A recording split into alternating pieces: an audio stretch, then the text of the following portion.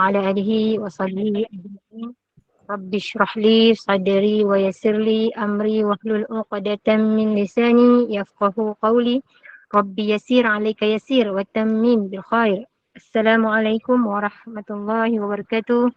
Ahlan wa sahlan yang berbahagia Al-Fadil Ustaz Muhammad Nazri bin Haji Mustaqim, Imam Masjid Negara, kerana sudi bersama-sama dengan Gubernur Iman dalam kuliah duha hari ini dengan tadabbur surah Al-Baqarah. Juga bersama-sama yang dikasihi para pencinta ilmu, sahabat-sahabat yang dirahmati oleh Allah Subhanahu Wa Taala. Terima kasih kepada Saf Pentadbiran Gubernur Iman yang dipimpin oleh Pengerusi Hajar Rosniati binti Mansur. Jadi bagi memberkati kuliah kita pada pagi ini, marilah sama-sama kita membacakan Ummul Kitab yang akan dipimpin oleh Al-Fadil Ustaz untuk kita hadirkan kepada baginda Rasulullah sallallahu alaihi wasallam, dari keluarga baginda, para sahabat, para sadiqin, para syuhada, alim ulama, guru-guru kita, ahli keluarga kita serta muslimin dan muslimat sama ada yang masih hidup ataupun yang telah kembali ke rahmatullah. Bisiril Fatihah. أعوذ بالله من الشيطان الرجيم بسم الله الرحمن الرحيم الحمد لله رب العالمين الرحمن الرحيم مالك يوم الدين إياك نعبد وإياك نستعين اهدنا الصراط المستقيم صراط الذين أنعمت عليهم غير المغضوب عليهم ولا الضالين آمين. Amin, amin, amin ya Rabbal Alamin. Semoga dengan istiqamahnya kita dalam halaqah ilmu ini, Allah kurniakan kefahaman, Allah tingkatkan iman, Allah bersihkan hati kita. Jom kita bertadabbur bersama Ustaz. Tafadhal mashkura. أعوذ بالله من الشيطان الرجيم بسم الله الرحمن الرحيم الحمد لله صلاة وسلاما على رسول الله وعلى آله وأصحابه أجمعين أما بعد Assalamualaikum warahmatullahi wabarakatuh. So ayat sebelum ni 219 mengajak kita untuk berfikir dengan lebih mendalam. Oh, dia tak on padang pun.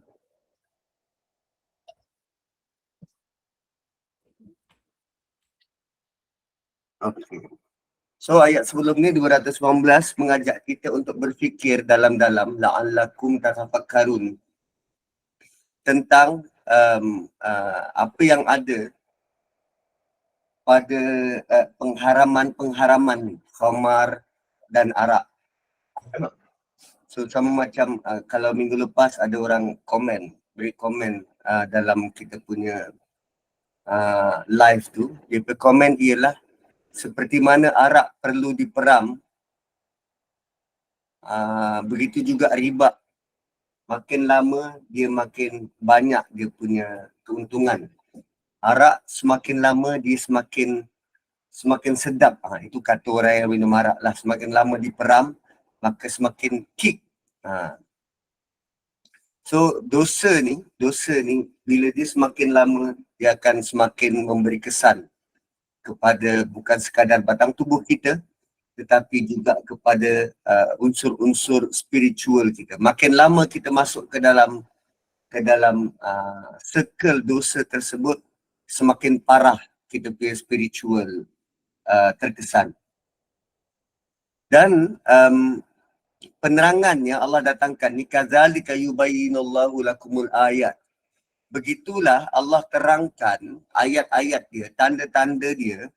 Semoga kita benar-benar memikirkan, dan apa yang kita fikirkan itu bukan sekadar di dunia, fit dunia, tetapi fikirkanlah sampai ke akhirat.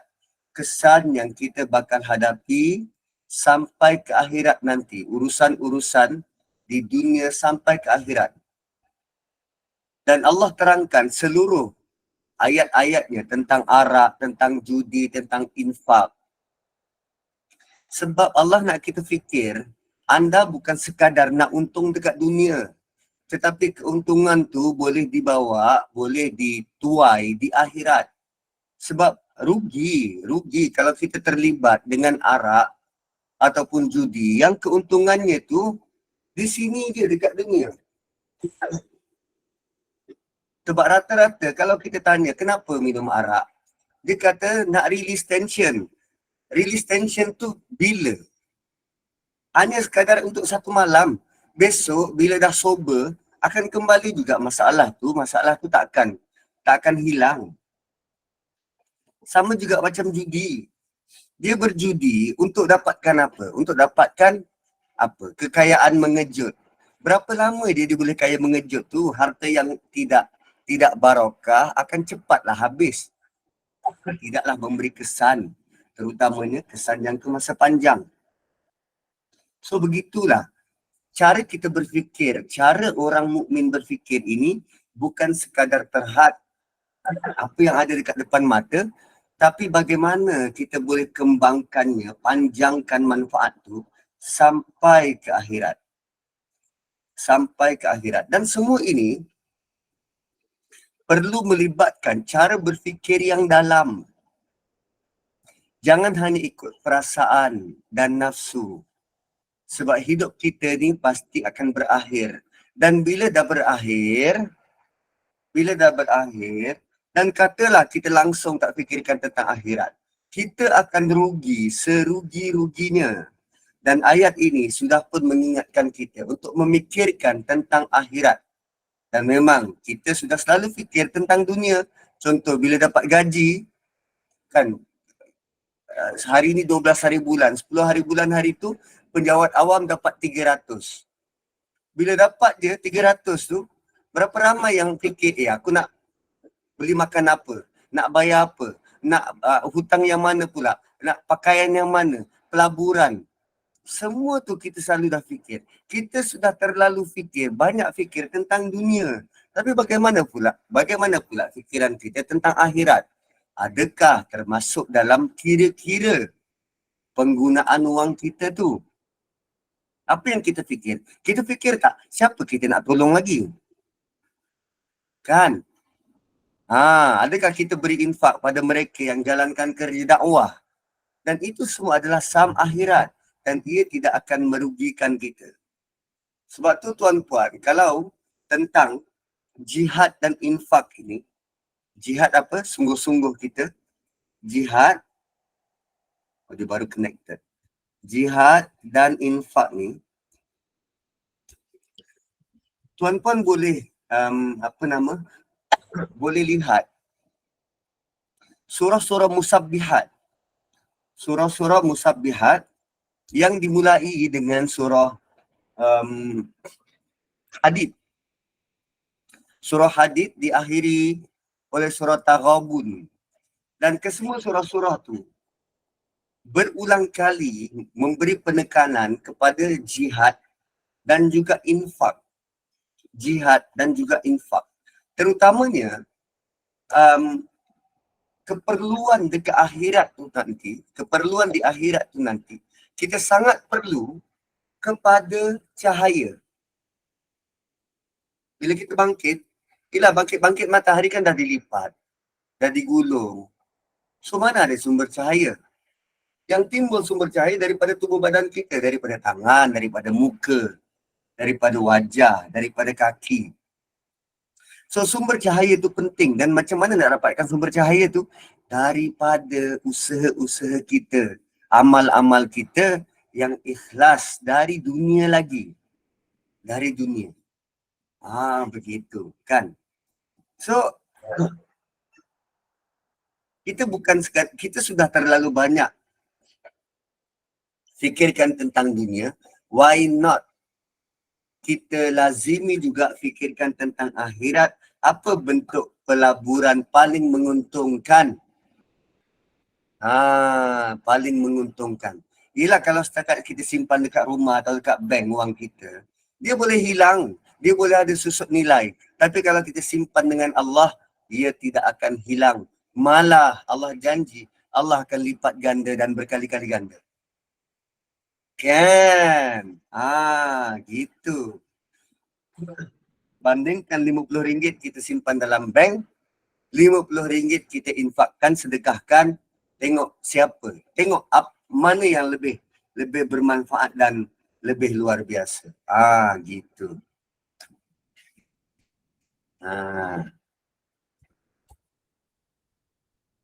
So, kemudian Allah teruskan lagi perbincangan itu dengan memuat naik soalan seterusnya. Ialah bila sahabat bersama dengan Nabi, maka seperti juga kita, terlalu banyak soalan-soalan, dan soalan-soalan itu ada yang Allah titipkan, rakamkan dalam Quran untuk jadi rujukan kita. Tengok, baik tak Allah Subhanahu Wa Taala? Sangat baik. Sebab kadang-kadang kita tertanya-tanya, kalau macam ni nak buat macam mana? Kalau yang ni buat macam mana? Dan antara soalan mereka ialah, mereka bertanya tentang anak yatim. Mereka bertanya tentang anak yatim. So, tuan-puan, tentang anak yatim ni, difahami bahawa kita perlu buat baik. Tapi sahabat tetap tanya, nak jawapan daripada Allah dan Rasul, bagaimana cara buat baik tu? Bagaimana cara buat baik tu? Sebab kalau kita tak tahu cara bagaimana nak buat baik, dan kita ikut kepala kita je, macam ni kot cara buat baik tu, rupanya bukan. Kan? So, kalau kita tengok realiti apa yang berlaku dalam masyarakat kita, cara mereka berhubung dengan anak yatim. Selalunya anak yatim ini, rumah-rumah anak yatim akan diberi tumpuan waktu bila? Waktu bulan Ramadan. Dan paling jauh masuklah sikit Syawal.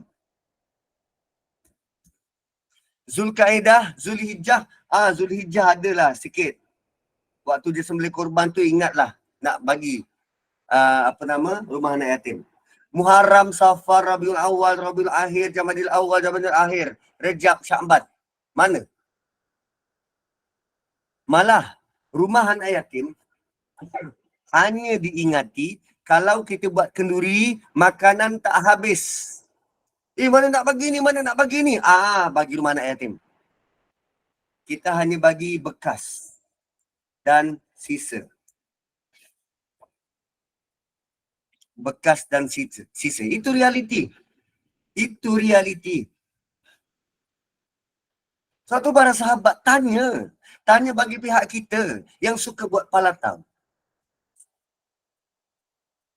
Kan? Suka buat palatang.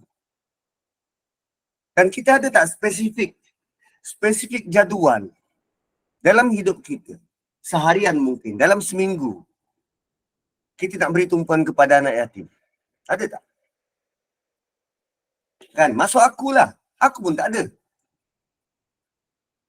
Tapi masih belum terlambat untuk kita buat sesuatu terhadap anak yatim.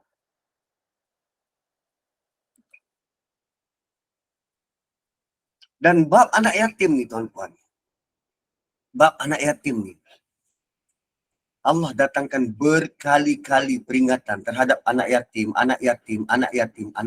Berkali-kali.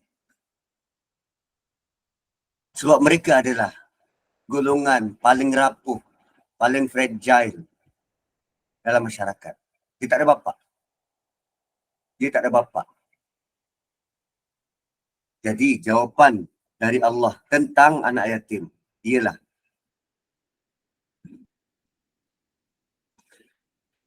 bila ditanya tentang anak yatim, urusan nak memelihara mereka ni, maka Nabi jawab dalam sebuah hadis. Nabi kata, kafilul yatimi lahu aw li ghairihi ana wa huwa kahataini fil jannah. Orang-orang yang menjaga, menanggung anak yatim milik dia. Orang-orang yang menanggung anak yatim milik dia. Milik dia siapa? Mak tolong jaga anak tu. Bapak tak ada, mak tanggung. Atau milik orang lain. Atau bapak saudara tolong tanggung anak yatim. Aku dan orang itu seperti dua ni. Nabi isyaratkan dengan dua jari di syurga. Kita kata kita begitu cinta pada Nabi. Sampai satu tahap waktu kita salawat, kita mengalirkan air mata. Tapi kita tak ambil peluang untuk benar-benar rapat dengan Nabi di syurga. Dan peluang itu ialah kita buat baik, jaga kebajikan anak yatim. Bukan hanya jaga makan, bukan hanya panggil untuk makan, bukan hanya fikirkan tentang makan, tapi jaga. Nabi kata, aku dan dia macam ni. Rapat-rapat tu. Kalau benar cinta Nabi, jom kita usahakan pada anak yatim. Tak perlu banyak, tak perlu seluruh rumah anak yatim, tak. Seorang, dua orang. Jadilah. Kan? Kita dah ada contoh, banyak contoh dah. Banyak contoh. Orang yang beri, bukan saja beri makan, tapi beri kasih sayang pada anak yatim. Yang mereka perlu ialah kasih sayang dan sokongan. Tak lama pun. Sampai diorang balik je. Anak-anak kecil tu sampai balik je. Kan. Dia tak lama. Dan Nabi pernah bersabda dalam riwayat yang lain. An Abdullah bin Abbas. Qala Rasulullah sallallahu alaihi wasallam. Man ala salasatan minal aitam kana kaman qama lailatu wa sama nahara wa ghada wa raha syahiran sayfahu fi sabilillah wa kuntu ana wa huwa fil jannah akhawaini kahatain ukhtani wasaqa isba'aihi as-sababata wal wusta. Nabi kata, siapa yang mengurus tiga anak yatim? Berapa orang? 3 anak yatim. Maka dia seperti orang yang melakukan qiyam malam hari, berpuasa siang hari, dia pergi pagi dan petang dengan pedang terhunus di jalan Allah, pagi dan petang pergi berperang di jalan Allah. Aku dan dia berada di syurga seperti 2 saudara, sebagaimana 2 jari ini. 2 jari yang bersaudara. Baginda menempelkan 2 jarinya, jari telunjuk dan jari tengah. Rapat begitu. Apa orang tu buat? Dia seperti beribadah sepanjang malam, puasa sepanjang siang. Dan dengan berpuasa itu, dia mengangkat pedang untuk berperang di jalan Allah. Kalau dia menguruskan 3 anak yatim. 3 anak yatim. So, apa salahnya kalau kita jadi volunteer? Volunteer pada mana-mana rumah anak yatim. Jumpa dengan owner. Boleh tak saya sumbangan apa-apa? Saya nak dorang, kalau kita ada kepakaran apa? Psikologi. Kita mungkin latar belakang apa? Pendidikan kanak-kanak. Kita dah pernah ambil SPM. Kita buat kelas tambahan, tuition. Kalau kita ada mainan anak-anak kita yang dah tak guna, pergi bawa, jom kita main sama-sama. Bawa 2-3 orang, jom kita pergi berkelah. Layan macam anak sendiri. Kan? Kalau begitulah sikap orang beriman. Kalau begitulah sikap setiap orang beriman. Maka akan gembira dan bahagialah anak yatim seluruhnya. Kan?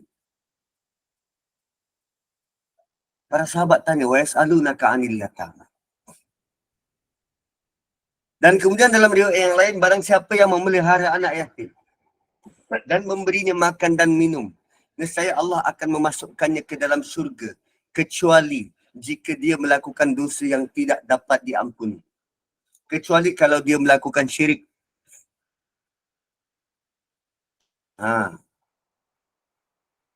Gitu.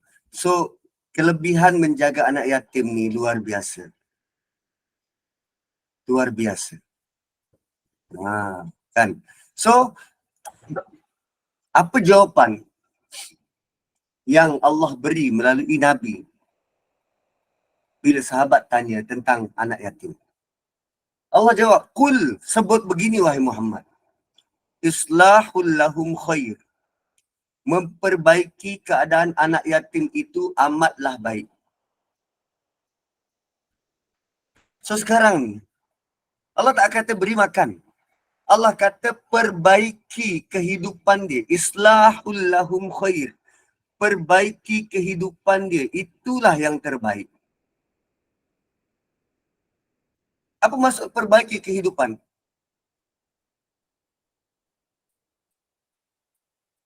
Bantu dan jaga kebaikan dia, kebajikan dia. Kalau dia ada harta, kita bantu untuk kembangkan harta tu. Untuk kebaikan.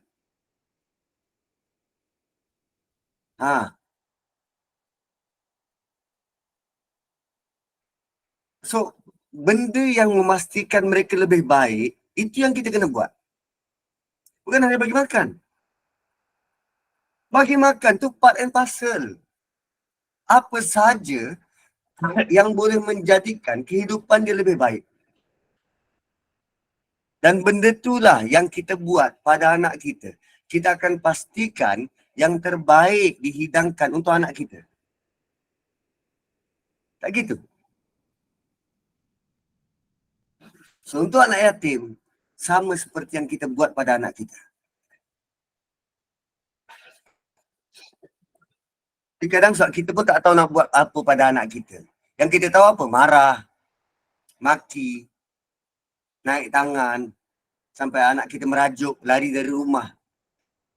Tak dilayan dengan baik. So, kalaulah kita bertindak macam tu dengan anak. Dengan anak yatim, jauh sekali lah. Jauh sekali. Maka ubahlah diri. Menjadi orang yang benar-benar beriman. Melihat amanah sebagai tanggungjawab. Dan perlu disantuni. Perlu disantuni.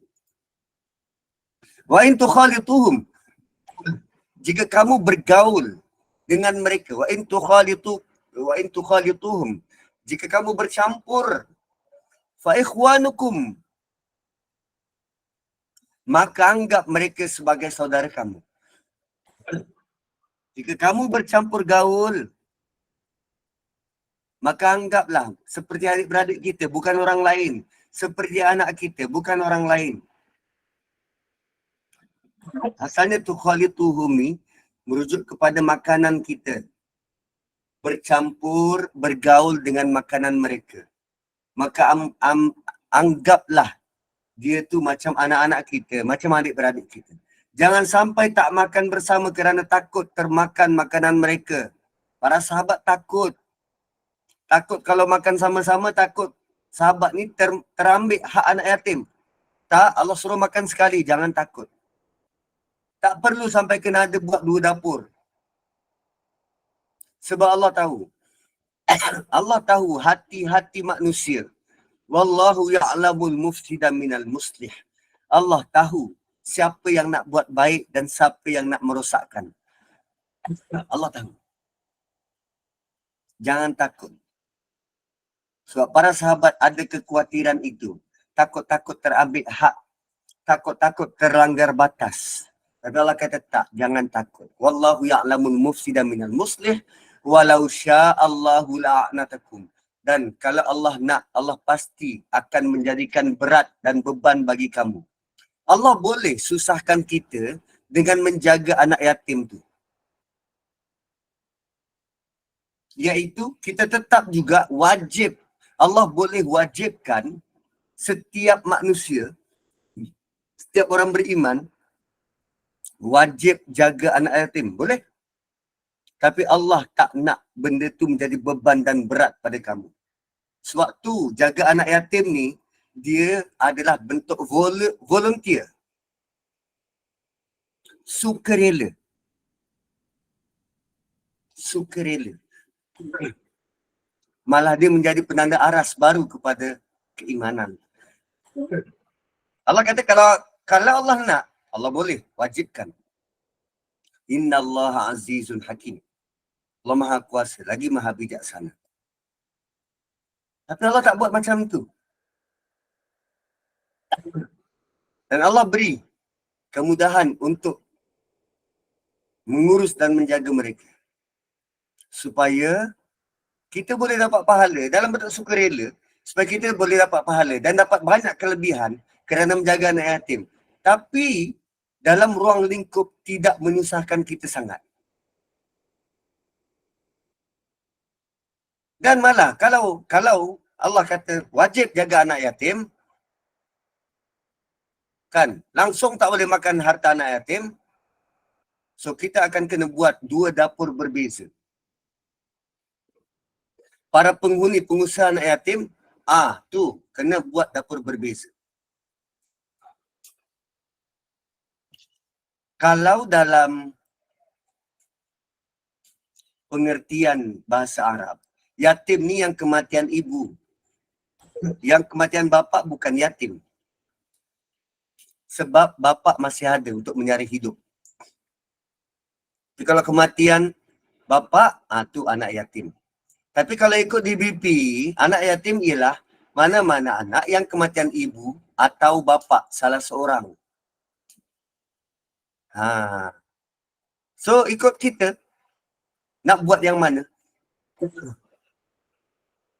So rata-rata kita mengikut istilah yang kita fahami dalam dunia Melayu.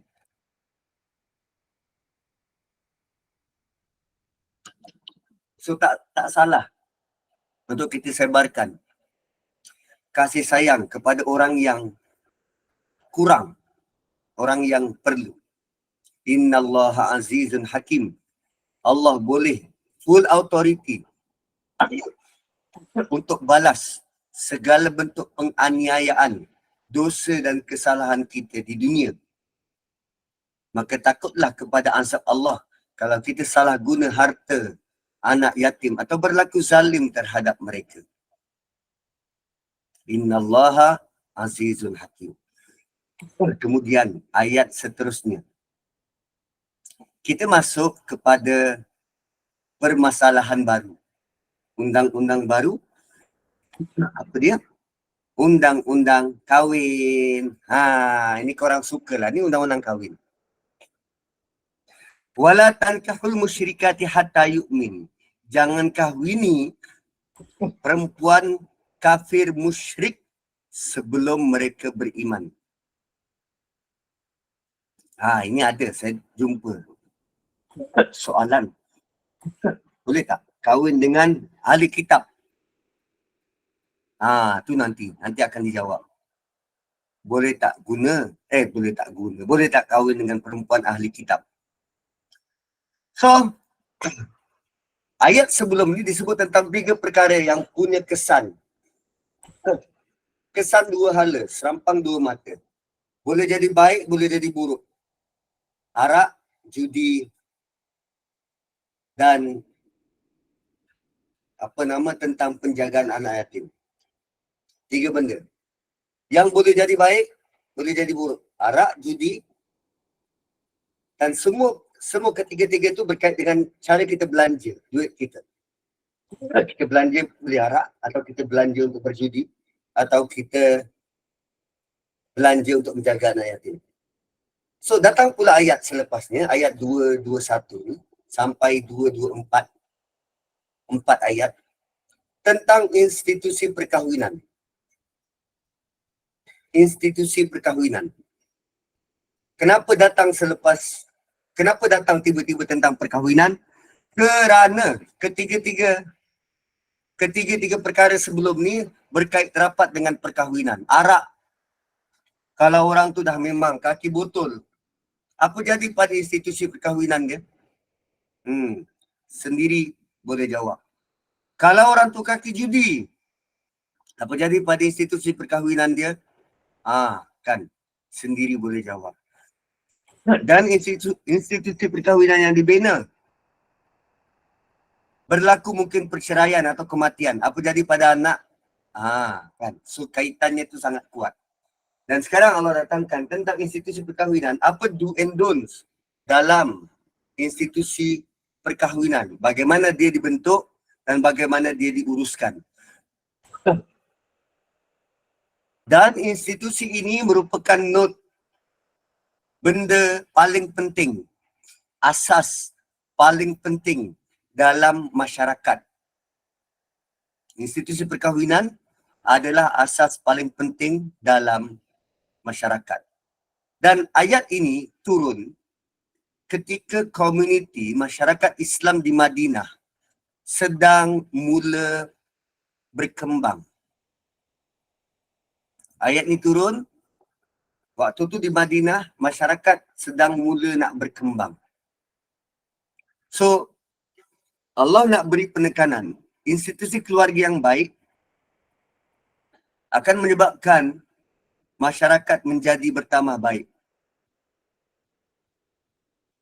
So, soalan pertama yang timbul bila sebut tentang perkahwinan, nak kahwin dengan siapa?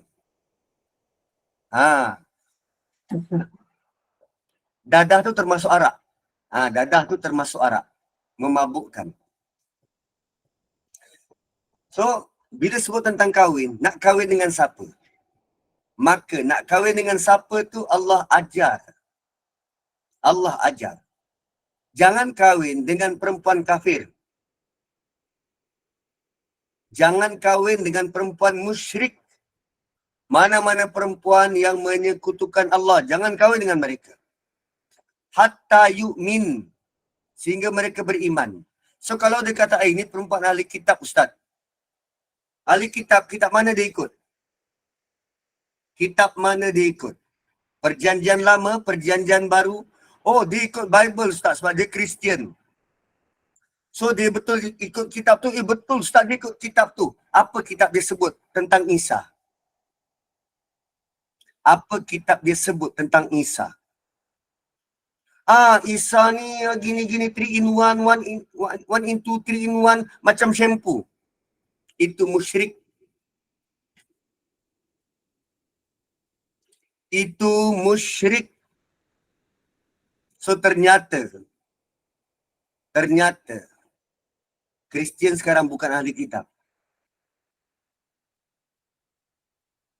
Kepercayaan dia, Nabi Isa bukan pesuruh Allah, tapi anak Tuhan. Itu musyrik, menyekutukan Allah.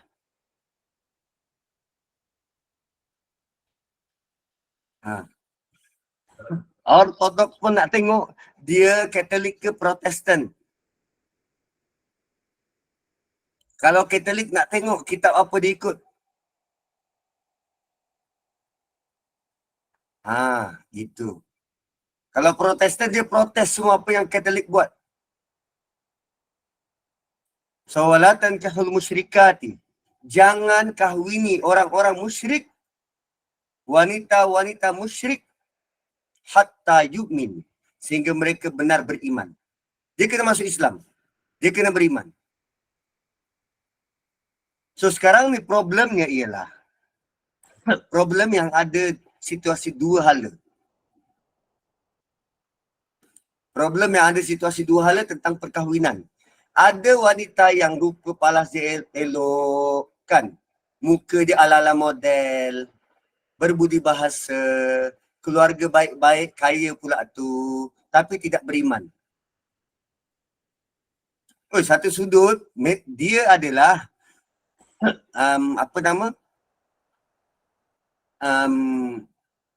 wife material.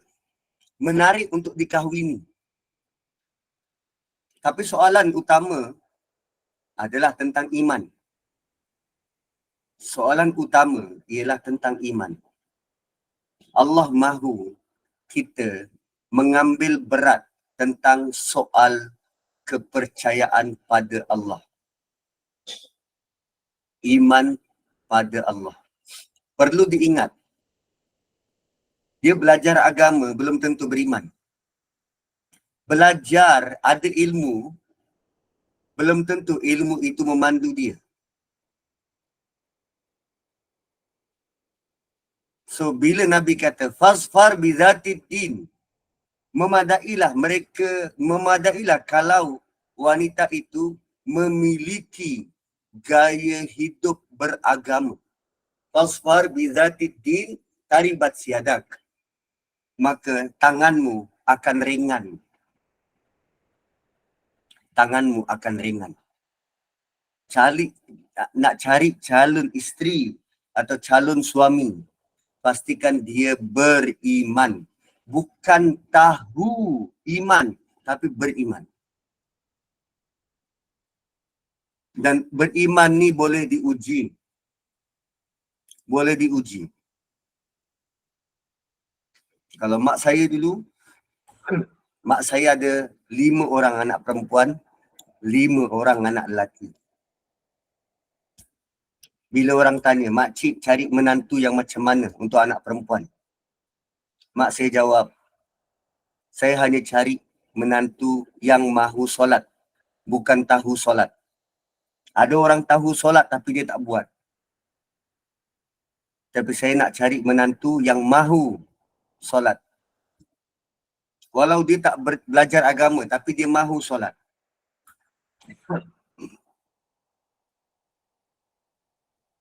Iman boleh diuji, tuan-tuan.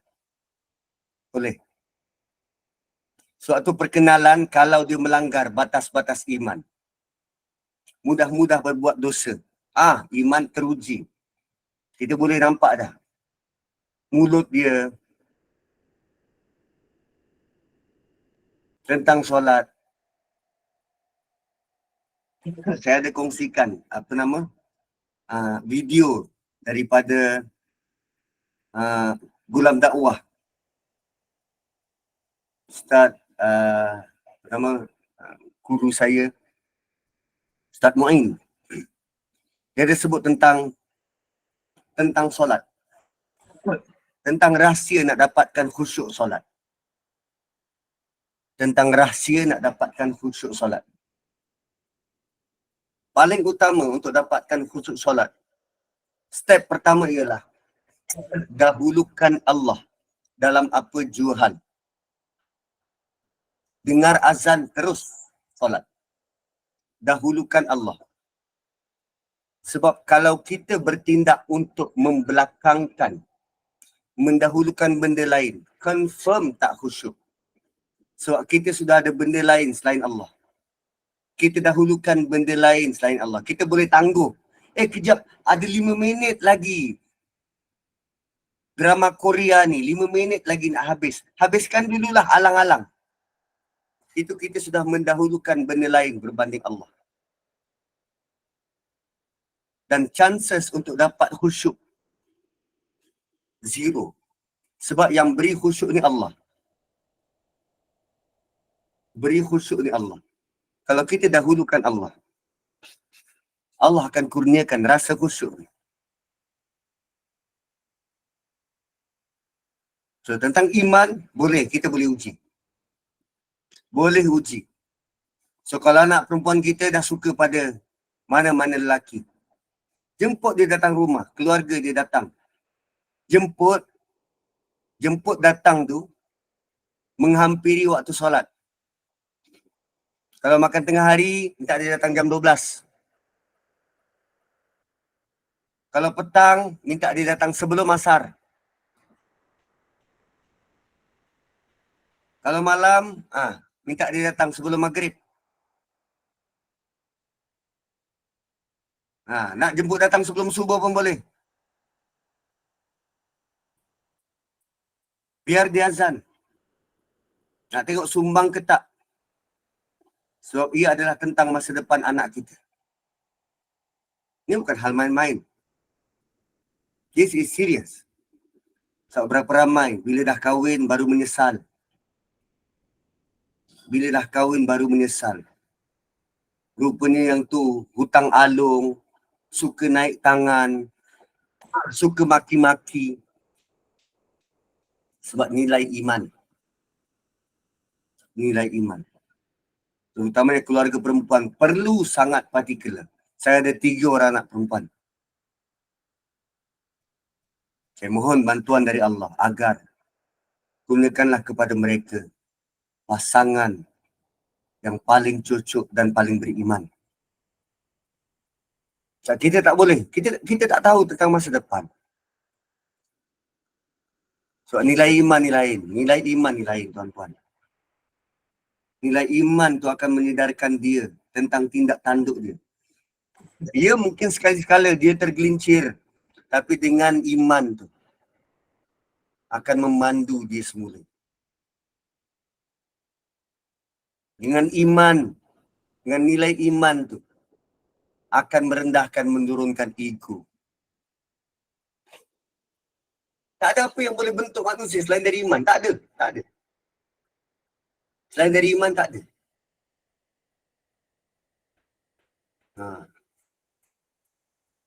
Malah Allah kata apa? Wala amatun mu'minatun khairun min musyrikatin walau a'jabatkum. Hamba perempuan yang beriman itu jauh lebih baik daripada perempuan-perempuan musyrik, walaupun perempuan musyrik itu menakjubkan. Hamba perempuan yang beriman lebih jauh lebih baik daripada perempuan musyrik, walau perempuan musyrik itu menakjubkan kamu. A'jabatkum. Siapa yang sebut ni? Allah. Kita, kalau kita dihidangkan dengan dua orang wanita, satu kaya, cantik, level Gal Gadot, kan, badan ramping, rambut ikal, senyuman menawan, ada carrier, tapi musyrik. Dan satu lagi perempuan yang ada pada dia hanya iman. Dan iman tu kita tak nampak. Yang hanya ada pada dia iman. Tak sekolah.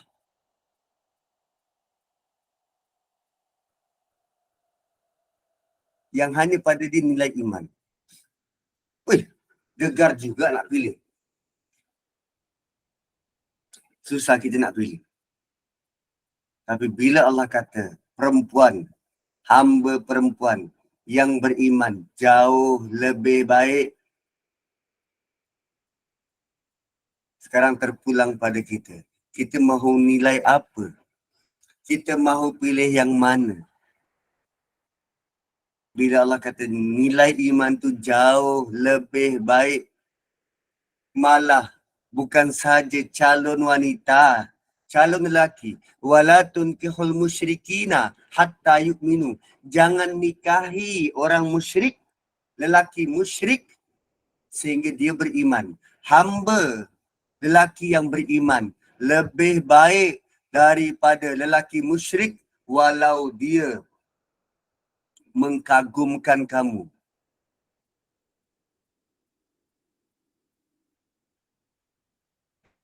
Kenapa? Kenapa Allah tak bagi mengahwini mana-mana lelaki atau perempuan musyrik? Why? Jeng. Ulaika yad'una ilan nar. Mereka akan mengheretmu masuk ke dalam neraka.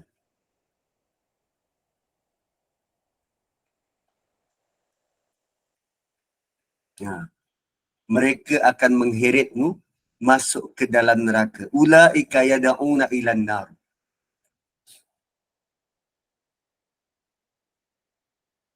Itu yang kita tak nampak. Sebab tu pertimbangan kita bukan saja dunia, tapi sampai akhirat. Pertimbangan kita bukan saja dunia, tapi sampai akhirat. So dalam konteks nak kahwin, jangan saja timbang dunia.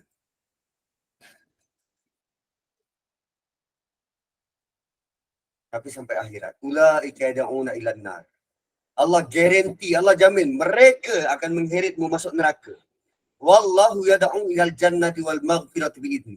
Dan Allah menyerumu, memanggilmu ke syurga dan pengampunan dengan izin Allah.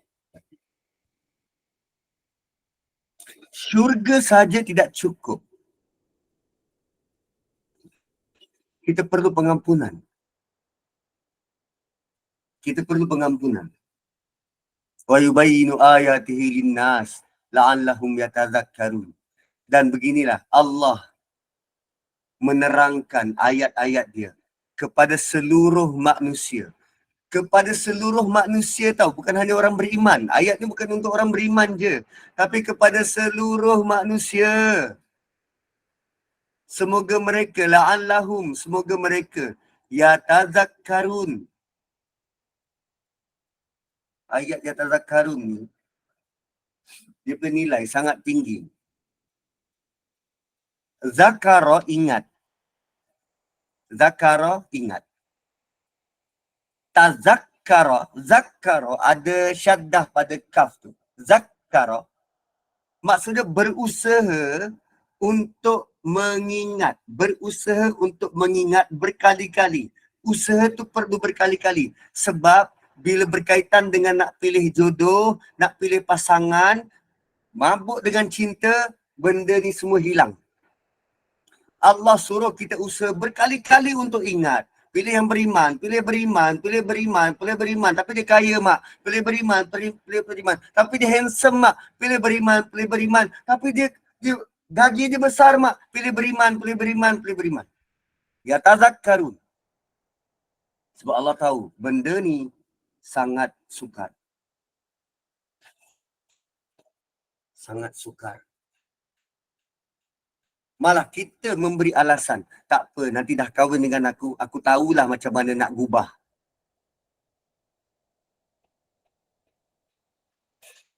Tak. I dare you. Tak. Manusia yang paling mudah untuk anda ubah ialah diri sendiri. Kita tak mungkin boleh ubah orang lain. Tak mungkin. Tak mungkin. Kalau manusia boleh ubah orang lain, Nabi akan ubah Abu Talib terlebih dahulu. Kalau manusia berupaya untuk ubah orang lain, Nabi akan ubah Abu Talib dulu untuk jadi beriman. Kita tak akan boleh ubah orang lain. Jangan perasan, saya ada PhD. Saya ada PhD, mak. Saya ada PhD dalam pengadaan Islam. Benda ni kacang je. Setakat isteri saya ni saya nak ubah nanti. Tak. Tak mungkin. So itu nasihat dan saranan dari Allah. Pilih-pilih pasangan. Dan jangan terburu-buru. Kahwin bukan kerana, umur dah banyak lah. Tapi ujilah. Ujilah. Iman. Tapi kalau dah, Ustaz, saya dah terkahwin, Ustaz. Nak buat macam mana? Dulu waktu kahwin tak fikir semua ni. Tak ada nak tak ada buta-rabur dia. Kan? Dah terkahwin nak buat macam mana? No turning back. Yang tu kena hadap lah. Masing-masing berubah. Masing-masing berubah. Belajar ingat Allah. Belajar memperkukuhkan iman. Buatlah aku janji bersama pasangan. Bang, saya tak nak harap apa pun dari abang. Kecuali saya harap agar kita sama-sama membina iman dalam rumah tangga. Bina iman, bina takwa. Itu je bang. Dah terkahwin dengan abang, nak buat macam mana? Tak boleh turning back dah. Abang dengan perangai abang, saya dengan perangai saya. Tapi kalau kita berusaha berdua beriman, saya yakin Allah akan satukan hati kita kerana kita sama-sama nak kenal Tuhan. Gitu. Kan? So, tentang jodoh ni, dia ada rahsia. Dia adalah rahsia Allah. Kita tak tahu. Jodoh kita sekarang berpanjangan atau tak, kita tak tahu. Sampai bila jodoh tu kita tak tahu. Tapi yang kita harapkan agar Allah berikan suatu yang indah buat kita. Itu yang kita nak. So aku berlaku dalam rumah tangga. Hadapinya dengan iman. Saya tak kata saya, suami yang perfect, Ustaz Nazri suami yang perfect. Tak. Saya juga banyak silap, banyak salah. Tu kalau bini saya ungkit tu, dia duduk. Tapi jangan kekal di tampuk yang lama. Tingkatkan iman. Tingkatkan doa. Tingkatkan ingatan pada Allah. Biar Allah yang akan uruskan perjalanan rumah tangga tu. Nanti Allah akan beri rezeki lebih. Kita pun dengan senang hati. Tengok yang, ini nafkah abang bagi pada ayang. Selama ni tak pernah bagi pun. Kita bagi dengan bangga. Lepas tu Siti cakap, bang, abang ada banyak hutang lagi bang. Ini abang tengah nak tingkatkan iman. Kita sama-sama tingkatkan iman. Mana tahu dengan iman meningkat, hutang-hutang yang lama tu, hutang nafkah yang lama, yang boleh hapus kira. Wah, suka-suka. Hutang nafkah tetap bayar. Waktu kita mula-mula berumah tangga, kita sedang membina kehidupan. Pendapatan kadang-kadang ngam-ngam, cukup-cukup. Ada masanya kita tak terbayar, tak boleh bagi, tak boleh provide. Isteri yang memahami, tak apalah bang, kita tengah susah. Sebab lazimnya isteri diuji dengan kesusahan, suami diuji dengan kesenangan. Suami bila dah ada duit lebih sikit, dia mula nak senang hati dia. Dia mula nak senangkan hati dia. Dia kata rumah ni sunyi sangatlah. Kalau setakat satu orang wanita di rumah, saya nak tambah wanita kedua. Suatu lelaki dia perlu tingkatkan iman. Kerana ujian kesenangan. Selepas itu, dia nak menambah pula. Besarkan masjid. Gitu. So kalau tak faham Quran, dia akan ikut. Betul, aku dah mampu tadi. Aku nak tambah lagi dan lagi. Tak. Kalau anda faham Quran, anda tak akan tergamak nak buat. Sebab apa yang Quran aturkan itu berbeza dengan apa yang kita faham tentang poligami. Saya tak sanggup. Yang sedia ada pun susah. Lagi nak tambah 2. Tak payah. So okey dah. Kita berhenti dulu di sini. Kita akan jumpa lagi esok hari dengan ayat seterusnya. Ayat 222. 222 tentang haid. Tadi tentang perkahwinan. Bila dah kahwin, dia ada hukum yang berkait. Iaitu tentang haid. So besok kita akan masuk hukum seterusnya tentang hidup berumah tangga. Ada kuliah lain lepas ni dengan rakan kita daripada Brunei. So insyaAllah kita jumpa esok hari. Barakallahu li wa lakum. Kembali kepada moderator. Baik, Alhamdulillah. Barakallahu fiqh. Jazakumullah khairan jazak Ustaz.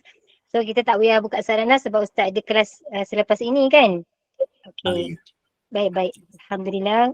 Mudah-mudahan apa yang ditadaburkan hari ini berbekas di hati kita. Kita boleh mengambil ibrah apa yang Ustaz terangkan. Masya Allah. Mudah-mudahan bertambah kefahaman kita dalam urusan agama kita. Mudah-mudahan barakah. Mudah-mudahan Allah kurniakan limpah rahmat kepada kita.